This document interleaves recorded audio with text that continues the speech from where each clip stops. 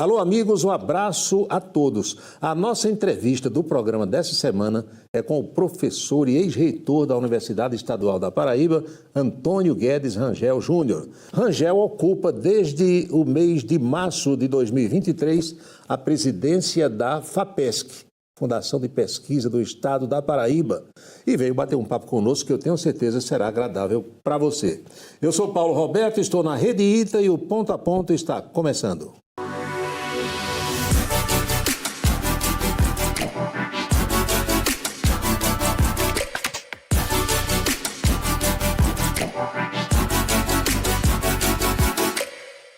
E vamos iniciar a nossa conversa com Rangel Júnior, agradecendo, professor, sua presença aqui no programa. Prazer enorme, depois de tanto tempo, né? Pois é, tudo em paz, tudo tranquilo? Tá tudo tranquilo, tô com saúde, envelhecendo bem, tô com saúde, bastante trabalho, tem mais do que eu gostaria, né?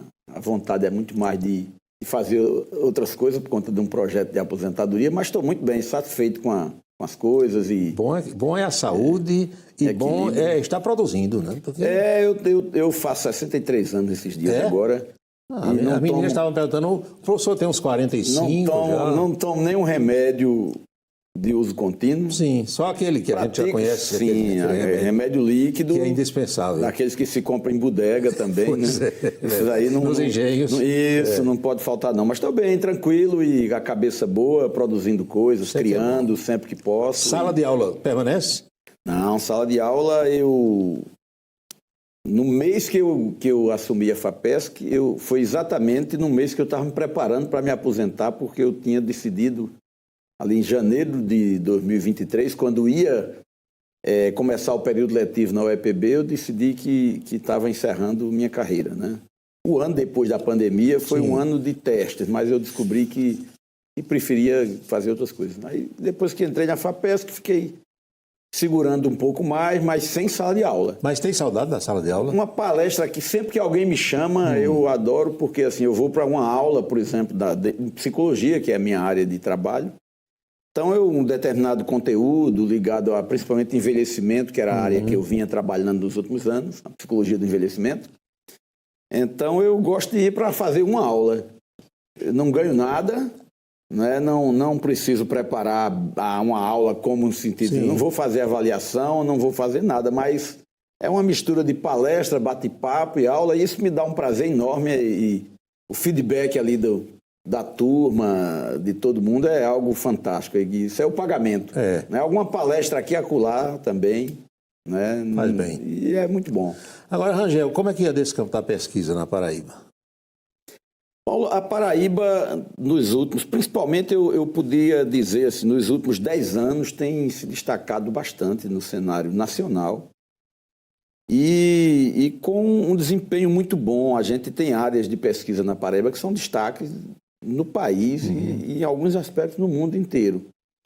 Pesquisas ligadas por exemplo, à farmacologia, pesquisas na área de energia, nós temos coisas muito destacadas. Pesquisas na área física, inclusive matemática, a Paraíba tem destaque.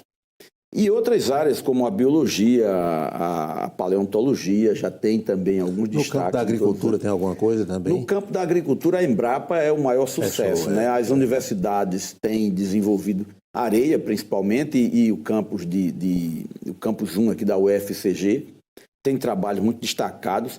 A UEPB já conseguiu bastante destaque em Catolé do Rocha e Lagoa Seca, com pesquisas desenvolvidas. Né? Então, assim, na área, por exemplo, da biologia, dos sistemas marinhos, a parte de água, a Paraíba tem, de fato, assim, um trabalho muito importante. O INSA tem parceria com os senhores nisso? O INSA, o INSA tem trabalhos que não são como os trabalhos tradicionais das universidades, porque o INSA tem um corpo de pesquisadores mais restrito, mas tem resultados no âmbito do trabalho para o semiárido, com água, com o uso de sistemas de irrigação para pequenas estruturas, pequenas propriedades. Tudo coisa útil. Tudo o projeto principal do INSA é desenvolver tecnologias ou agregar tecnologias já desenvolvidas, não somente na Paraíba, claro, pega todo o semiárido, né?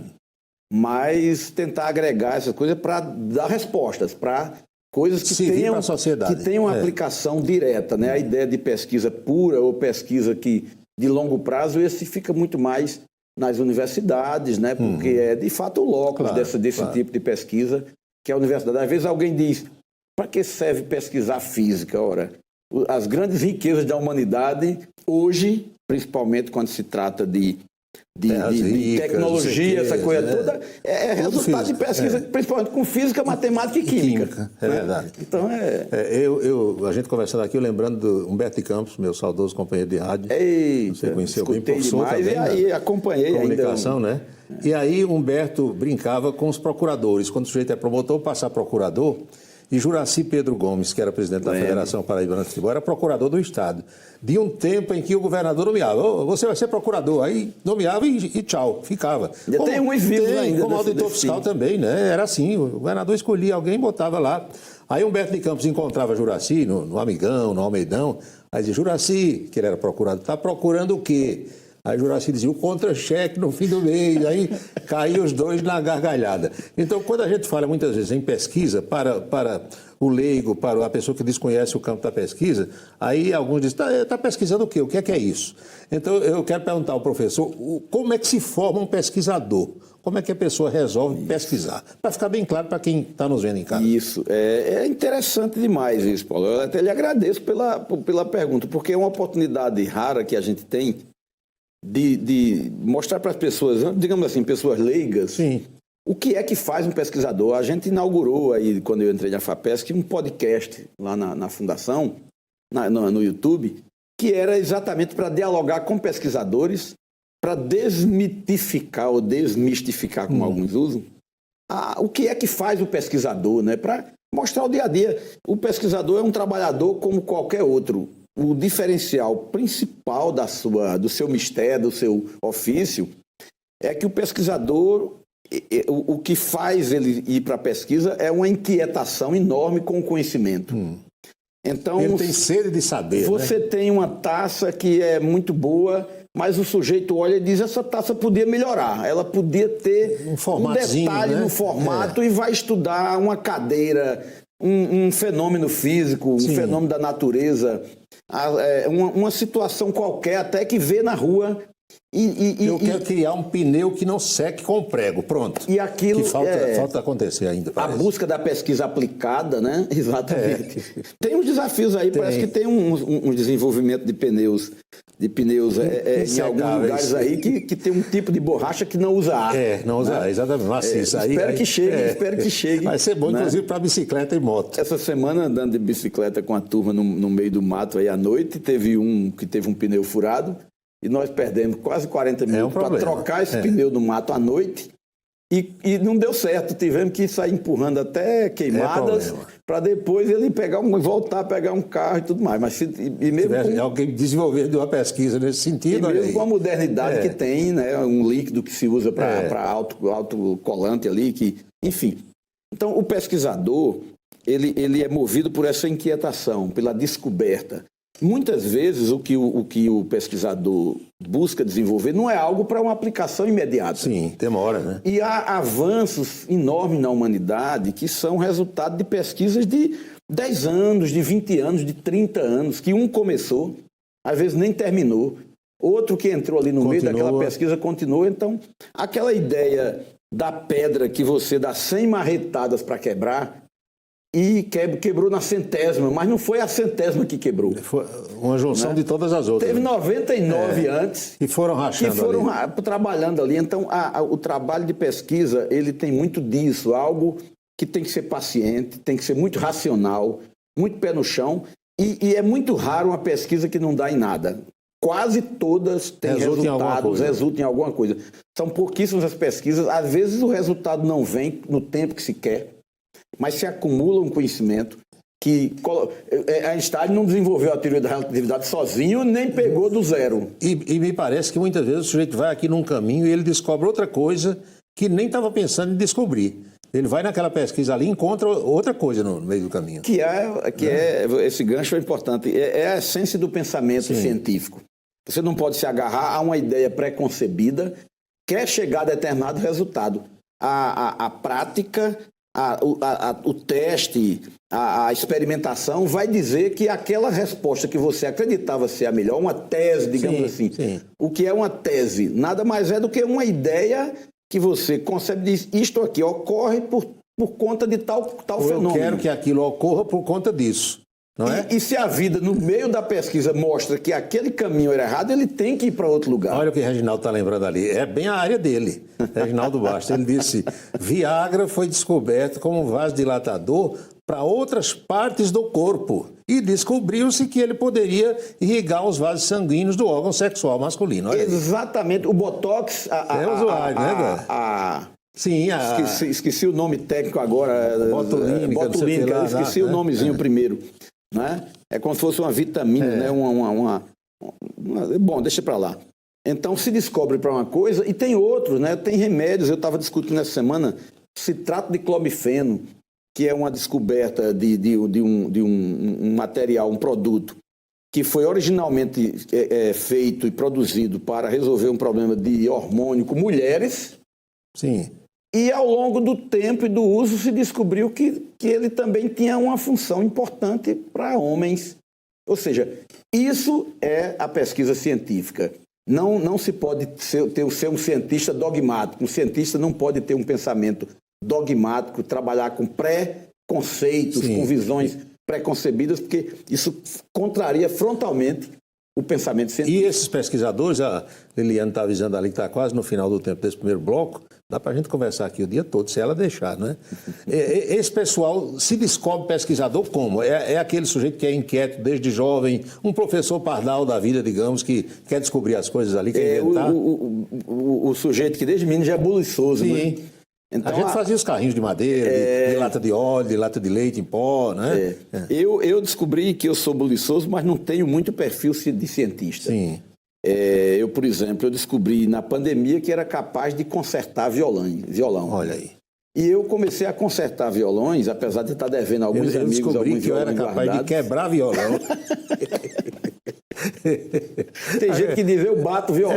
Você bate violão, eu digo, não é violão.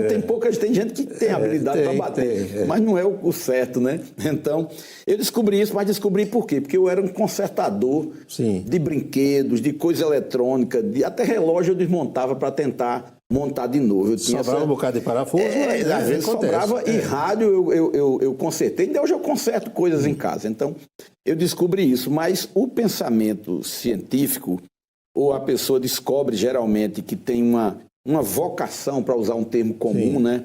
Uma tendência ou uma espécie de predisposição para o desenvolvimento de capacidade científica, quando ele está na universidade, que ingressa em algum projeto ali ainda com 18, às vezes 18, 19 anos de idade, e entra num projeto de iniciação científica, e aquilo às vezes encanta o sujeito de tal modo, empolga que ele escrever um artigo, publicar em algum lugar, ver o seu nome publicado em alguma coisa, uma novidade. Então, a partir daí, apresentar em algum lugar um trabalho. Então, isso vai estimulando. Então, os melhores, geralmente, os professores já ficam de olho. Passa a ser monitor. Opa, isso aqui vai ser monitor, vai para o mestrado. Às vezes, do mestrado já pula. Quem antes, eu fiz um doutorado com 50 anos de idade, eu terminei o doutorado com 50. Hoje tem gente terminando doutorado com 25. Pois é. Até menos em algumas circunstâncias. Então é uma mudança importante também. O primeiro bloco está sendo concluído, a nossa conversa é com o ex-reitor da UEPB, Antônio Guedes Rangel Júnior. Voltamos já para o segundo bloco, não saia daí, essa conversa ainda vai render. Voltamos já.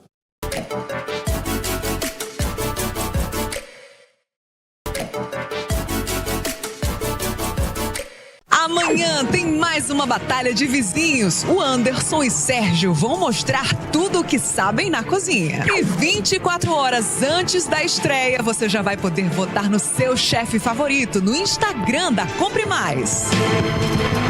E lembre-se, esse voto vale 1 ponto no placar final do episódio. Amanhã, sabor, disputa e muita emoção na Batalha de Vizinhos. Tem coisa melhor do que empada quentinha, com recheio cremoso e aquela massa que derrete na boca? Na Empadas da Débora é assim, cada mordida é puro amor. E o melhor, tudo feito com ingredientes selecionados e muito carinho. Agora com uma novidade, além do endereço que vocês já conhecem, na Avenida Juscelino Kubitschek, no bairro Cruzeiro, você também encontra Empadas da Débora, no Complexo K, no bairro Catolé. Assim você escolhe a unidade mais perto de você. Empadas da Débora, o amor em forma de sabor. A Rede Ita agora tem uma novidade. O Itacast é o mais novo canal de podcasts da casa, que está dividido em diversas editorias. De política a esporte, a Rede Ita está ainda mais próxima de você.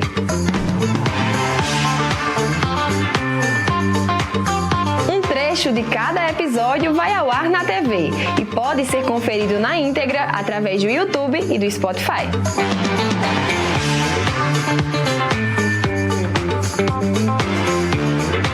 É a Rede Ita, a TV de hoje, bem juntinho de você. Eu vejo o programa de bolsas como uma forma de transformar futuros, como transformou o meu, né? Que consegui entrar para a Facisa e aqui estou vivendo as melhores experiências que eu podia imaginar.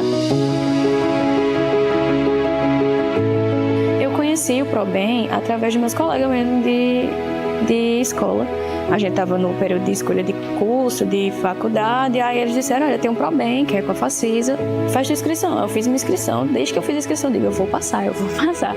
Aí quando eu entrei, foi a realização de um sonho. Eu digo, aqui é a confirmação, estou no caminho certo. Consegui passar e assim, não teria condições de pagar, né, uma faculdade privada. Então ali eu vi que meio norte para mim seguir na carreira que eu tanto queria. E assim, o ProBem abriu portas que eu nem imaginava. E eu vejo a educação como uma forma de transformar futuros e histórias e famílias como transformou a minha. Seja bem-vindo ao mundo da energia solar com a Energy Brasil, sua parceira em Campina Grande. Aqui, geramos mais que energia, nós iluminamos caminhos para um futuro sustentável. Aqui, entendemos as necessidades individuais de cada cliente. E é por isso que oferecemos soluções personalizadas, adaptadas especificamente para atender de forma única. Junte-se a nós nessa jornada rumo à energia limpa e renovável.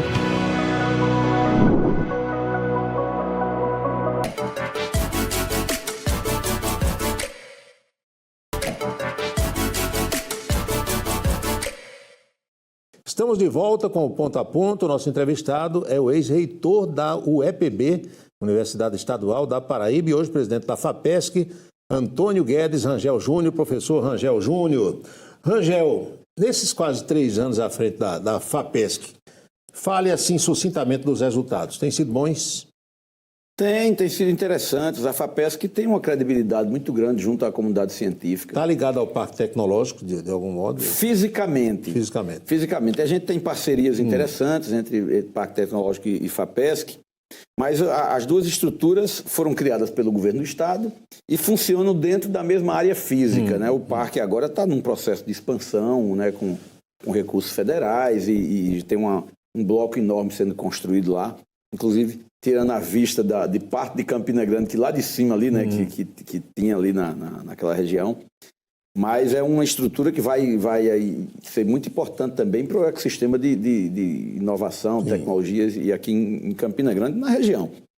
A FAPESC funciona na mesma área física, mas são duas fundações distintas. Estruturas distintas. Isso. Né? E a gente, assim, nos últimos anos, não porque eu estou lá, né, mas há um investimento constante da parte do governo do Estado, principalmente a partir da pandemia, só para reavivar a memória das pessoas. No ano de 2000, vinha já de um processo do ano anterior de diminuição dos investimentos em ciência e tecnologia. Investimento nas universidades, havia cortes de recursos. Em 2020, com a pandemia, isso foi exacerbado. E os governos estaduais, de modo geral, não é uma questão exclusiva da Paraíba, mas de modo geral os governos estaduais entraram para não deixar o sistema de ciência e tecnologia cair. E entraram com novos programas, foram ampliando seus programas, aumentando o aporte de recursos desde 2019. E passada a pandemia, é aquela história, é difícil tirar um tipo de investimento que tem retorno e resultado social e assim por diante. Então, de lá para cá, não houve redução desses investimentos. O Nordeste, de modo geral, se destacou no país inteiro em relação a essa questão, talvez pela visão da maioria dos governantes em relação à importância da ciência. De novo, para lembrar, durante a pandemia houve um processo de contestação da ciência, né? Havia um embate que, como se a ciência não fosse importante, que importante era uma visão disso, visão daquilo. Então, essa polêmica serviu também para fortalecer o debate acerca da importância do papel da ciência.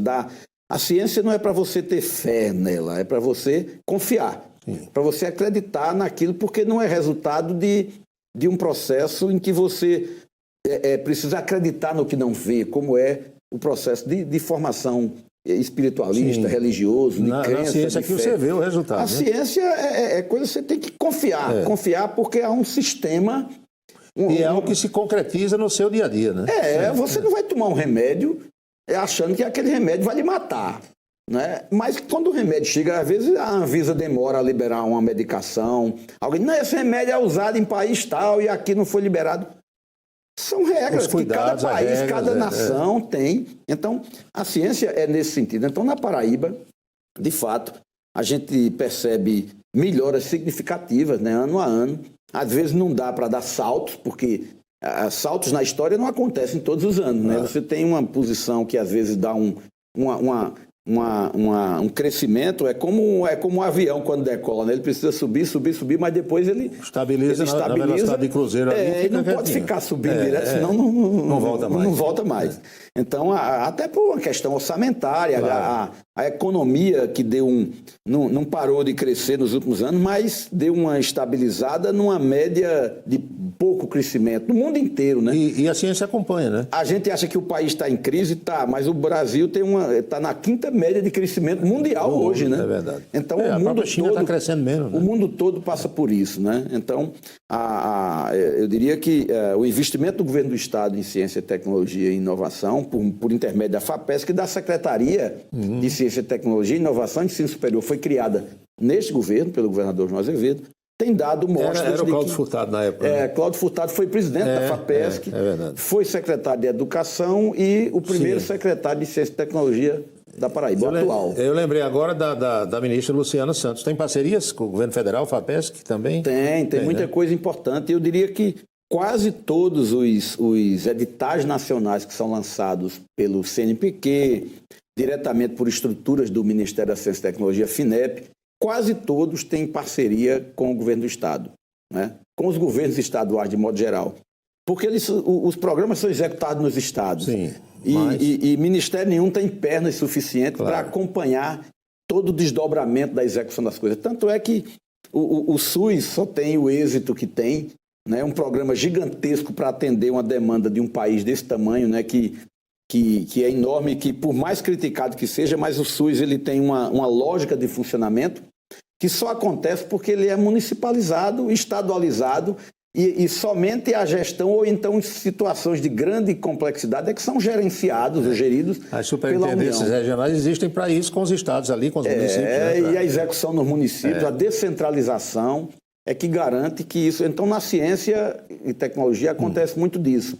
Os recursos, eles não são descentralizados na sua base totalmente para execução, mas são executados todos em parceria entre estados e União. Certa vez eu entrevistando aqui o professor Moacir Carneiro, que também foi nosso reitor na antiga FUNE, né? Aí Moacir Meu amigo, gente muito boa. Admiro muito. Ele disse, Paulinho, o nó da educação no Brasil está no ensino médio. E tem um livro que ele escreveu, O Nó do Ensino Médio. O Nó do Ensino Médio, tem até um exemplar que ele autografou e me deu de presente. Eu tenho também. No seu modo de ver, uma obra de fôlego. Está mais na base, no médio, porque eu sei que na academia os senhores recebem muitas vezes pessoas despreparadas, né, que chegam sem conjugar um verbo no presente do indicativo. Qual é a sua visão, professor? Olha, você pegou uma coisa importante. Veja só. As universidades públicas no Brasil, elas são responsáveis por mais de 90% da pesquisa científica desenvolvida no Brasil. Às vezes as pessoas comparam a universidade pública com a universidade ou faculdade privada e são duas coisas incomparáveis.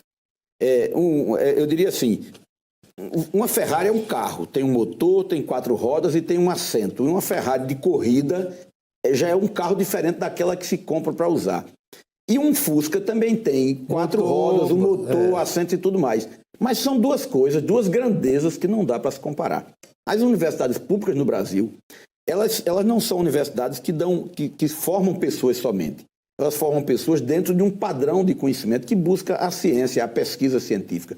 E 90% ou mais hoje da pesquisa científica desenvolvida no Brasil, que coloca o Brasil no patamar das grandes nações na ciência, é feito pelas universidades e quase na totalidade em universidades públicas. Então, essas universidades têm um custo. E esse custo é um custo principalmente do equipamento, do laboratório e de pessoal. Porque o que faz a pesquisa é a inteligência dos pesquisadores junto com os equipamentos. E o custo de insumos passa a ser, eu diria, o mínimo nisso aí. Então, as universidades têm problemas? Tem. Mas o nosso principal problema não está na universidade. Nós temos hoje nas universidades públicas uma média nacional de 50% de evasão. Essa evasão ela é atribuída em larga medida a uma espécie de sensação que as pessoas têm ao entrar na universidade que não são capazes de continuar ou são postas para fora, principalmente nas áreas duras, química, física, matemática, ciência de modo geral, as exatas, porque não tem uma prontidão, que é um termo utilizado, uma capacidade pré-desenvolvida de acompanhar o ritmo daquela, o nível de formação. Ou seja, a universidade abre as portas, o sujeito entra, mas às vezes ele se sente como se fosse ele incapaz. Mas, na verdade, a responsabilidade, e aí não é o coitadismo, não. A responsabilidade pela sua formação não é só dele. Porque não Foi dá a estrutura que o deixou dessa forma. Não dá para atribuir ao indivíduo a responsabilidade por ele não ter atingido um determinado patamar de conhecimento. Porque eu e um irmão que fomos da mesma geração em Juazeirinho, por exemplo. Ele fez engenharia de Minas, eu fiz psicologia. Naquele ano fomos basicamente nós dois e mais uma pessoa, eu não lembro agora quem, que entrou na universidade. Né? Era o que tinha. Nós, em 81. Hoje nós temos 20, 30, 50 jovens que entram nas universidades, ou muito mais. Isso melhorou significativamente. Mas ainda temos um problema, que é a base do que nós tínhamos lá naquele período era diferenciada, mas como nós tínhamos mais uns 30 querendo entrar, 40 e não entraram. É porque eles eram incompetentes? Não. É porque o funil era muito apertado e hoje mudou, mas depois que entram, eles terminam saindo por esse tipo de problema. Estamos em cima da hora, um ping-pong. Povo deseducado, povo ignorante, é sinônimo de nação subdesenvolvida? Eu não tenho a menor dúvida disso. E continua fazendo música? Continuo fazendo música, continuo escrevendo. Tem um romance para sair aí. Acredito que nos primeiros meses de 26 eu ponho. Eu acho que esse mês eu já termino. Quer dizer, eu terminei há 1 ano, quase 2 anos. Terminei em 5 de janeiro de 2024 e estou há quase 2 anos reescrevendo, Quem sabe trabalhando. Um dia a gente transforma esse romance num documentário ou numa minissérie, hein? Com atores locais. A história nordestina se passa numa cidadezinha e numa fazenda do interior paraibano, no Cariri, em Campina Grande e em São Paulo. Então é uma coisa com sotaque nordestino. Angel, para a gente finalizar, eu gosto sempre de fazer isso com os nossos convidados aqui, mostrar cenas de um programa anterior, ou fotos, imagens, para que o entrevistado faça uma comparação daquela época com os dias atuais. Opa. Então eu quero ver se você vai achar que nós estávamos mais bonitos em novembro de 2012, há exatos 13 anos, ou se estamos mais bonitos hoje. Vamos ver aqui no telão. Eita, rapaz. Olha lá. Um flagrante e o outro? Rapaz, eu acho que... Parece que eu estava mais gordo, eu não sei não, mais magro. Mas eu acho que, seguramente estou. Eu acho que nós estamos mais sabidos. E segundo Liliano, mais bonitos. Eu sei o seguinte, em casa ninguém reclama até hoje, não. Né? Eu acho bom que pelo menos em casa a minha esposa, companheira e namorada olhe para mim todos os dias. Muito e bem. Eu faço um esforço para que ela diz, não, você diz a mesma coisa a respeito dela, que eu tenho certeza. Não tenho a menor dúvida disso. É prático para que a gente continue gostando. Inclusive, quando a gente olha para o cabelo, percebe que as mudanças vão ocorrendo, né? vai aumentando alguma coisa, mas... Mas a ciência e a tecnologia têm nos ajudado também. Tem também ajudado bastante. E a coisa fundamental é a gente gostar de viver. Claro. Porque quem gosta de viver, quem é apaixonado pela vida, quem ama as pessoas, quem vive melhor e quem incorpora menos, quem não dá lugar no coração para rancor, para ódio, para raiva. Melhor ainda. Angel, muito obrigado por ter vindo ao programa. Obrigado a você também, um prazer enorme estar. Vocês, obrigado a quem teve paciência de nos assistir.